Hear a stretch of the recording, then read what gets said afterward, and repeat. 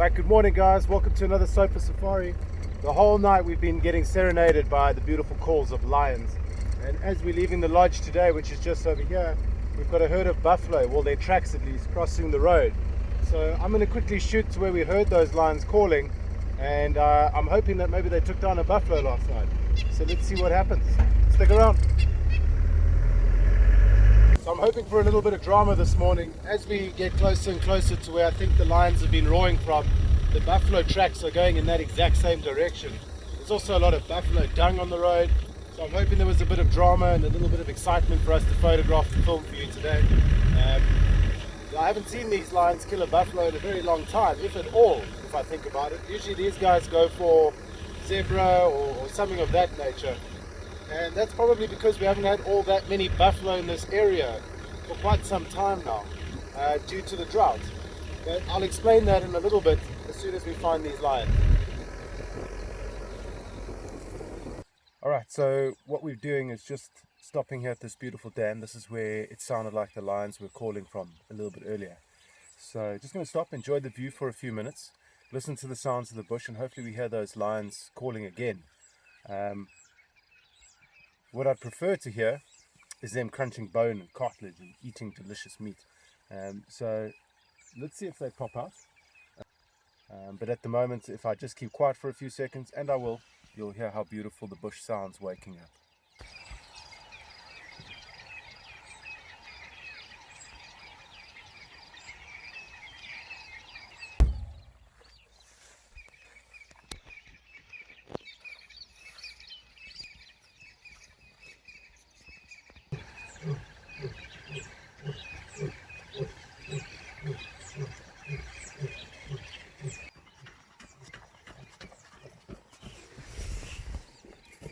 First rule of the bush, never run in the bush.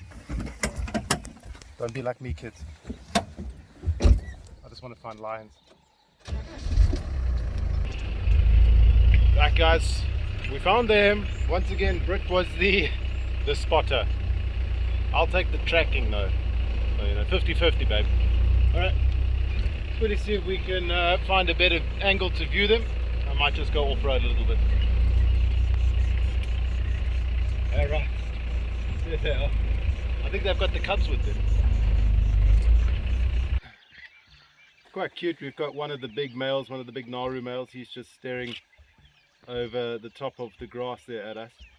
And this gives us a good opportunity to see just how well a lion's camouflage works at this time of year. I mean, things are starting to yellow up again, and so their tawny coat starts to become a lot more beneficial for them. In this yellowing grass as we slowly move into autumn and eventually winter. So yeah, staring at us. The other one's just moved off somewhere over here, so we'll have to see. Maybe the rest of the pride is here. It definitely sounded like more than two males calling this morning, but earlier I thought maybe there was a cub here, maybe they were all moving. A little bit unlikely with the size of the cubs at the moment, but I realized what I was mistaking was a rather large male lion's ear for a cub's little face. So apologies, we're not always right. But yeah, let's see what he does, and we will keep up with him for the morning. Unfortunately, it doesn't look like they've killed a buffalo. Otherwise this particular gentleman would be all over that thing, breakfast time. But yeah, let's see what happens. Alright, so what we know you really want is for us to get closer to these lions, and so I'm doing that. So I'm just navigating through the bush. Of course, in these areas, because of the way we run this safari industry, we are allowed to off-road, but we're not just allowed to off-road for anything we see. It's generally only the very special or very big animals, so something like the Big Five, for instance. For those of you that don't know what the Big Five is, maybe what you can do is try find out and leave it in the comments. Kids, let me know. Luke, William, you know what the Big Five is? And so what that means is we can't off-road for things like giraffe and zebra. They're fairly common creatures, and as you can see, we can do quite a bit of damage when we off-road. So we have to be mindful about how we do it, when we do it, and why we do it. But for something like some big male lions, it's definitely an opportunity or an excuse to get a bit closer.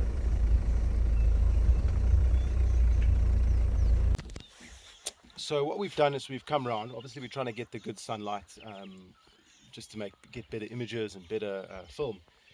And we've noticed that the second male is lying just over there in the bush. And what he's doing is, originally when we came around the corner, he's eating something, he's chewing on something. I thought, geez, maybe they've got a small kill there. But upon closer inspection, it actually looks like he's eating grass. And like many of us know, cats, like your cat at home, will eat a little bit of grass when it's not feeling too well. And supposedly what that does is it helps bind everything in the stomach, and that then allows them to essentially vomit it out and get rid of that that poisoning item, or whatever you want to call it. So lions, just like your cat at home, will eat grass from time to time. Leopards will do the same. And it's just a mechanism to help their stomach purge what shouldn't be there. So yeah, a little bit less exciting than lions on a buffalo, but pretty cool behavior nonetheless to see them doing that. Interesting to know just how similar your little house cat is to both leopards and lions. I don't know if you remember Nialeti rolling around in the riverbed the other day, and now this. So there we go, the two Nahru males hanging out at the pool. I don't know where their brother is, or the third of the coalition, or the females, or the cubs, but I'll happily take two big boys so early in the morning. Right guys, so we're sitting with the two Nahru males, and we've just heard the third Nahru male calling a little bit further on. Interestingly enough, these two didn't respond to him, they didn't join in with his call, but their heads definitely perked up and had a look around. So the three of them are in the area together, and they were most definitely all three of them calling together this morning. So I wonder what's prompted them to split. It's quite an interesting dynamic between these three lions, these three males, in that I think the two that we're viewing here today are actual blood brothers, and I think the third one is either from an older generation from the same pride, or this does happen from time to time. They found him out in the wilderness, and every once in a while lions that find each other in the wilderness will team up as well. Now this doesn't just happen like this. Usually a lot of fighting happens, a lot of back and forth, a lot of politics happen, and eventually what essentially happens is they fight each other, and they realize that they're both just as good at fighting as each other, and so why not join up and form a more formidable force. And so that's what they've done. I think that's what's happened here. That's sort of the going theory in the area. Who knows, they might all three actually be brothers from the same mom and the same dad. But just given that they're not always together, whereas these two always are, it's food for thought. Right guys, so we are going to stick with these male lions for a little bit. We can still hear the calling of buffalo in the background, and that's keeping the lions quite perked up and fairly excited about acting upon that.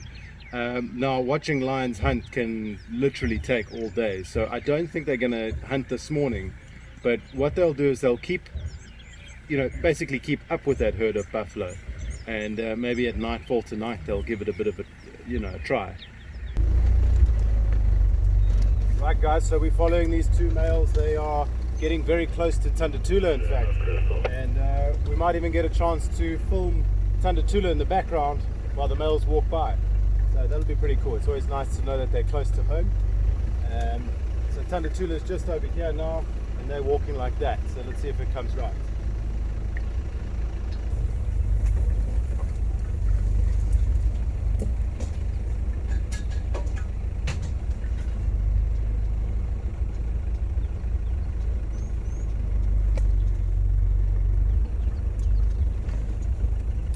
So Tanda Tula is only about 100 meters from us now. It's a bit hard to film that way because the sunrise is there.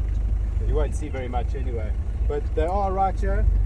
Maybe they're popping in for a quick cup of coffee, some of our famous rusks, which stick around because Ryan's going to teach you all how to make those rusks in the coming weeks. So yeah, that should be fun watching Ryan cook. For those of you that don't know, Ryan is our celebrity chef at Tanda Tula, but that's a video for another day. Right now we have lions, and they're pretty close. I think what they're doing, in fact, is looking for the third male that they heard calling a bit earlier, trying to link up with him. And also there were buffalo moaning and groaning around here too, so you know, sort of a two birds one stone situation. Right guys, so we've got an elephant over here who has not seen the lions yet. Now lions and elephants, they do not like each other. Elephants are just big enough to see them off. So lions don't cause any nonsense with elephants. I mean, if you see, they're just moving on past the ellies here. They've seen the elephants haven't seen them.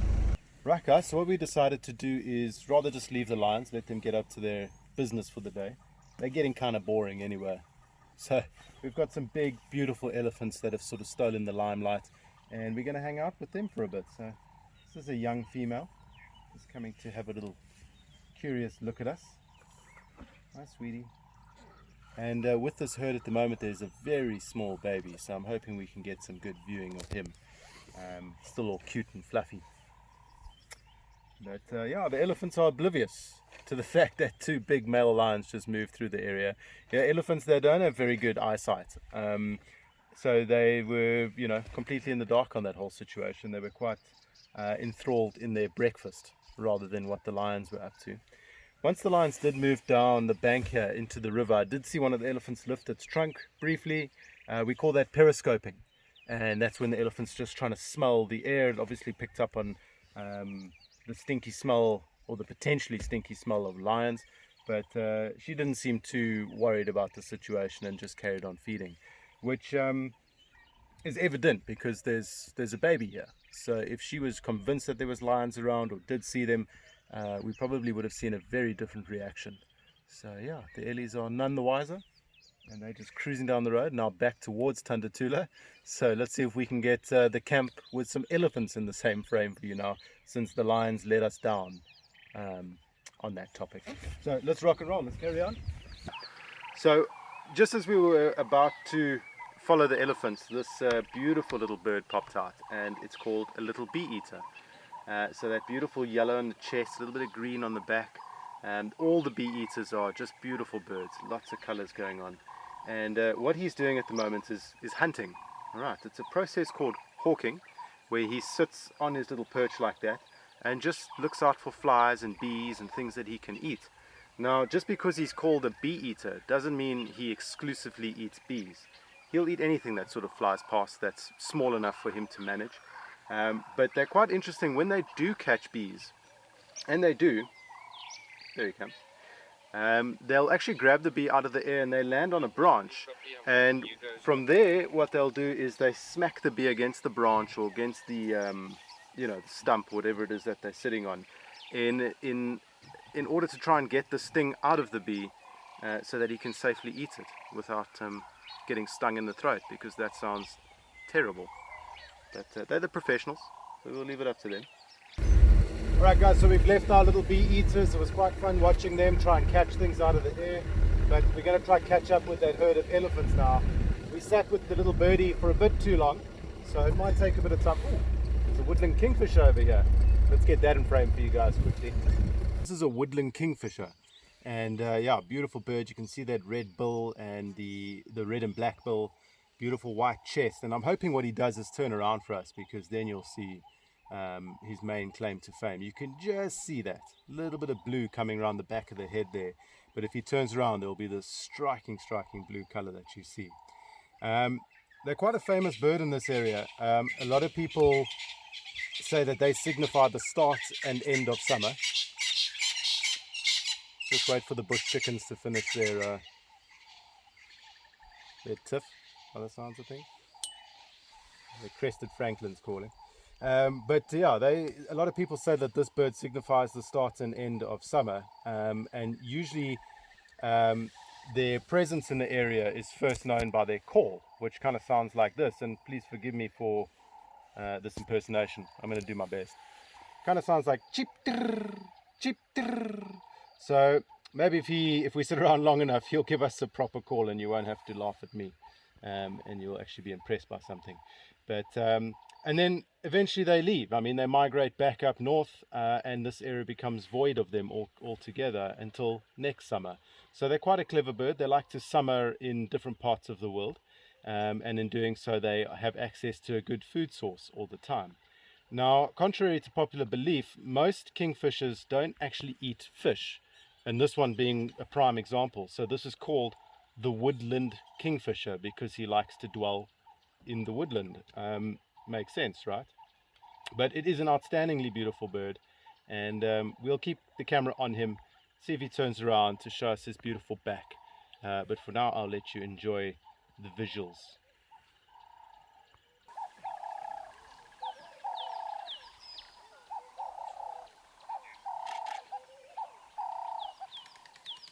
All right.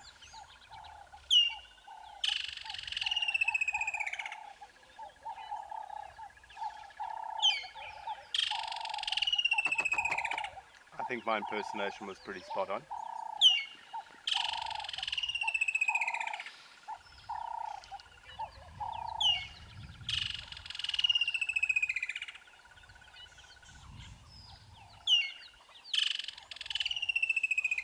And that is what a woodland kingfisher sounds like, everybody.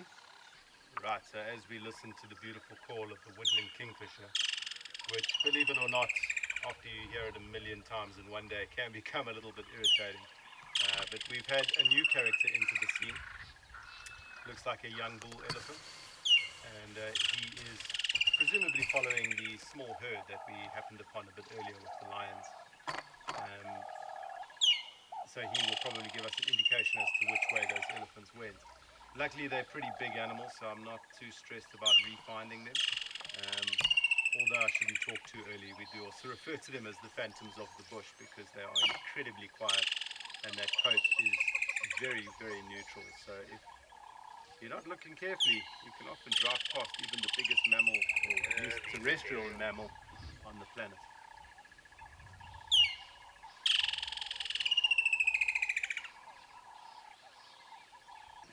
Alright guys, so this is a redback shrike, and it's the male. The females often look a lot more drab than this, but he's sitting quite perfectly perched there, which is nice of him. They don't often do this for us. So yeah, there he is, the redback shrike, one of the more common characters at this time of year, and a completely carnivorous bird. They like to eat insects and things like that, just like all shrikes, just about. So yeah. Right, so on our search for the elephants, I thought, and by the way, we're hoping they're going to go for a drink, so hopefully that little baby will be 5 out of 5 visual, buggering around there in the water. It's a lot of fun watching elephants swim. But as we're heading back up towards the dam, where we originally started looking for those lions this morning, because that's where I think the elephants might come for a drink, I'd like to show you a bit of a track and sign, or a sign that elephants have been around. Now this sign wasn't left by the elephants that we're looking for. It was probably left a few weeks ago, but I want you to have a look at this tree over here, and just please excuse me while I walk through the bush and get many ticks and itchy ankles for days. One of the more testing parts of this time of year, itchy ankles. There's not one range in this area that doesn't have itchy ankles right now, I can guarantee. Just a problem with the long grass. But this is the tree that I wanted to show you guys, and this is a dead tree, by the way. It's no longer alive, I mean, evidently, but you can see there's this beautiful mud on the side of the tree, and you can actually peel a bit of it off, and what this happens from, or what's happened here, is an elephant has come and rolled in the pan, and the pan over here is where we actually did find these male lions this morning. So at some point an elephant or jumbo has come and rolled around in the mud, and then he's thought to himself, well, I feel like a lacquer scratch right now. Which, remember what I said, lacquer means nice, very nice. So he'll come up to this tree, and he'll scratch his butt, he'll scratch his sides, he'll do everything. And you can see how tall the elephant is. I can't even reach, it's up there is the shoulder where the elephant was scratching. And it's quite cute because sometimes they'll actually get the tree behind their ear, and they love a good scratch behind the ear. So yeah, what they're trying to do is obviously give themselves a scratch the mud off at the same time, but the most important part of this is they're trying to get rid of ticks and mites and lice and things like that that's crawling around their skin. They're basically exfoliating themselves. And on certain occasions, you know, when you come across a scratching like this, you can have a closer look, and you sometimes see little ticks that have become entombed in the mud. So you can actually see a dead tick stuck in there. So it does work, it is effective, and yeah, it's quite a fun thing to watch elephants do. Now, elephants are not the only animals that do this. So if you have a scratching or mud mark about this high, it would probably be something like a warthog, because warthogs also like to roll in the mud and scratch themselves. If the scratching is about that high, it would probably be a buffalo. All right, and then just a little bit higher than that, I'm going to leave this one up to you. Maybe you guys in the comments, you can let me know what other animal, maybe standing about that tall, would be scratching himself against this tree. And then of course, the elephant, all the way to the top. So there's only a few animals that do this, but I can guarantee that they all love it equally. Who doesn't like a good scratch? All right guys, so we are sitting at the dam where I am hoping the elephants will come to. We didn't see them on the way up, but they did look like they were moving somewhere. Just please excuse me, I'm going to put my glasses on. It's very bright. But what we have come across, or what we thought we would do while we sit at this dam, is maybe just show you a couple of little guys that are cruising around. And oh, he's not so little, but that's a grey heron that just took a swipe at something. And he's slowly creeping around this dam at the moment, probably looking for things like frogs, maybe some small fish, maybe even insects that are floating around on the surface of the water. So yeah, he's lining up again. Rather have a scratch. But yeah, one of the more common water birds that we find in these areas, he is probably the same one that we have coming to Tanda Tula Dam very often. But yeah, he'll just hang out at the water basically all day and hope to catch his lunch. Alright guys, so the elephants haven't arrived at the dam. We've been sitting here for about 10-15 minutes now. Just listening to the bush. Still sounds quite beautiful. But we're going to try find something else for the morning. And hopefully some elephants pop out at some point. We'll come back past you a bit later. But I'm sure the Ellies got caught up eating a particularly tasty bush, which they do from time to time. When you have an insatiable appetite such as an elephant that requires you eating several hundred kilograms of food every day, you know, it becomes quite a priority to find that food, even when you are very thirsty. So it is getting hot now, which means a lot of animals will be thinking about going for a drink, or you know, things like elephants. So I'm sure they'll rock up at some point. But let's head a little bit further north and see if we can find some other interesting characters out and about. Yeah guys, shortly after we left that dam, we heard, well, what I already described this morning, some buffalo in the background, if you remember that from the lion site. And so we took a few roads away from the dam, and we spotted some buffalo down in the riverbed. So we've been trying to catch up with them through the bush. It's been a little bit tricky, but we finally have a pretty good view of them where we can see them quite nicely. We've got a young male, he's just coming out of the mud here, and a whole bunch of females and males. It's all one big mixture of males and females and calves. And we have spotted a couple of brand new calves, you know, that must just be maybe a month old so far, which is a beautiful thing to see, because over the last few years, maybe from about 2015, 2016, this particular area of Africa struggled with a major drought, and there was no animal that struggled more than buffalo. Now, it wasn't a drought, or they don't struggle because they don't have water. They struggled because there was literally no grass. If you can imagine where we are right now, there was nothing around for them to eat. And so they were basically starving to death. And I remember doing one drive around that time, around the end of 2016, or middle 2016, when it was super dry. And we actually found 3 dead buffalo in one drive, all about 20-30 meters away from each other. The lions had killed one of them and had taken a bite out of it, but the other 2, the lions had basically killed because they were so weak and they hadn't eaten anything further. Maybe it's because the buffalo weren't tasting so nice, or maybe it's just because it was so easy to hunt and kill fresh meat. But you know, because of that drought, the poor African buffalo in the Kruger National Park, at least, I believe lost somewhere in the region of 40% of their population, which is just a huge number. It's several thousand buffalo. So to bring that back to the calves, that's why it's so wonderful to see baby buffalo, because during those years of drought there was just no calves were making it anywhere near adulthood. So to see calves now and 2 generations of them from 2018, 2019 coming up and through the ranks is beautiful, and to see the brand new ones is wonderful.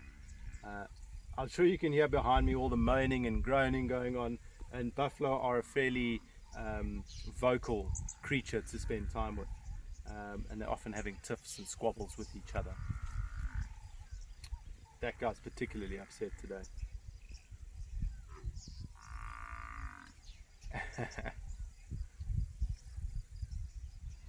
One of the most interesting things about buffalo, for me at least, is the difference between male and female. So both males and females have horns. However, the males, because they fight and they butt heads very often, obviously when there's a lady in question or something of that nature, you know, typical males always looking for something to fight with or fight about.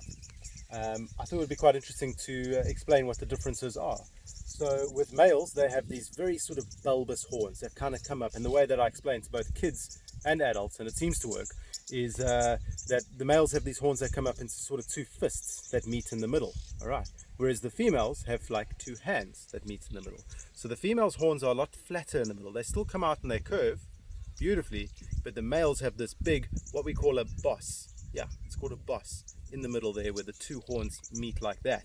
It's kind of the same as an American football player with his helmet on, and it serves the same purpose. So because the males butt heads, they need a little bit of cushioning and a little bit of support to stop their brain getting damaged, more so than it probably is already from all the years of butting heads. But it's quite interesting when you see a young male, his horns, you can see they're actually soft, they haven't really solidified yet. And when you see an old male, those horns are really hard, really rough, and quite, for lack of a better word, groovy, if you know what I mean. So yeah, that's the difference between males and females. The reason why females have kept their horns is because this is one of the main prey species of lions, and so they've kept a little bit of weaponry. The females don't fight. They do use their horns to poke each other every once in a while or to sort out tiffs, but in general it's there to help them defend themselves against the predators in the area. So yeah. Right guys, so we've sat with the buffalo for a little bit. They're now slowly moving into the riverbed here, and I think what they're going to do for the rest of the day is probably find some good shade and have a bit of a sleep. We can see them already starting to, maybe 1 or 2 of them get comfortable down here. But we're going to leave it there for the day, and we'll get back out this afternoon and see what we can find for you all. But I hope you've enjoyed today's sofa safari. Luke, William, please don't forget the question I asked you. What is the big 5? I'd love to know. And then for everybody else, please let me know what you think left at what height or what animal would leave a mud scraping at that height that I showed you all a bit earlier. Anyway, until the next one, see you guys. Cheers.